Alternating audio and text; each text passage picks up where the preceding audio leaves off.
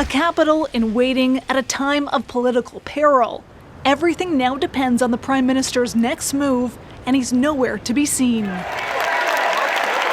Justin Trudeau's only spoken publicly twice since his finance minister's bombshell resignation. Both times to Liberal crowds. It's obviously been an eventful day, and it has not been an easy day. He's nodded to the crisis, but said nothing meaningful about his future as leader.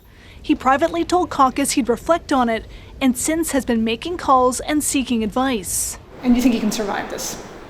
I mean, this is the question that I think he's got to reflect on. Yeah, I mean, Monday was a tough day. On Monday, his once most trusted lieutenant called it quits. Sources say Trudeau told Chrystia Freeland on Friday she would be replaced as finance minister by former Bank of Canada Governor Mark Carney. But another source said at that time he hadn't agreed to the job. Freeland herself isn't hiding. After issuing her stunning resignation letter, she went to a caucus meeting, spoke with premiers, and greeted a long line of people at that same party as Trudeau. You want Chrystia Freeland to run for leader? Yes.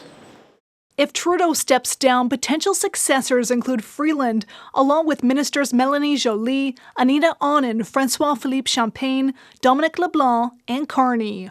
I don't see any viable path forward with the Prime Minister staying.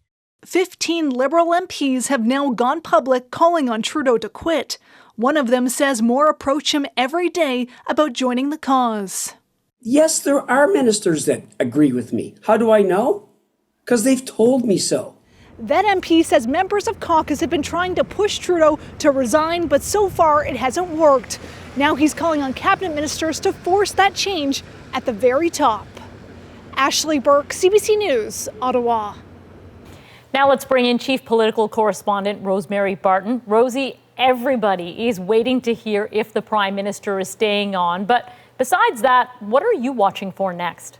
Yeah, Christine, we know that the Prime Minister is making calls. He's talking to people. He's seeking advice on next steps. So he'll get to a decision at some point. But if the Prime Minister wants to buy himself some time to reflect on what's next, the first thing he needs to do is that cabinet shuffle. Remember, it was that attempt to shuffle out Chrystia Freeland that precipitated what happened this week. And because of her resignation, they're very much back to square one.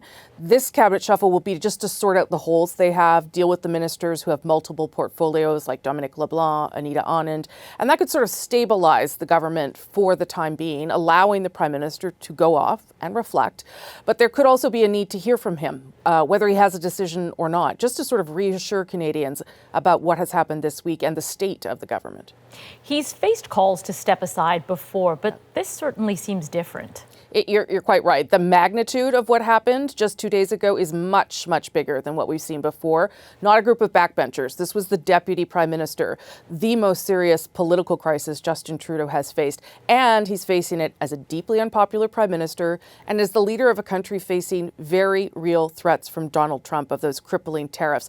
And that's the factor that is really different and has to be considered by the Prime Minister and will mean that a decision will have to come sooner rather than later. So the country is really prepared to deal with Donald Trump in a serious way.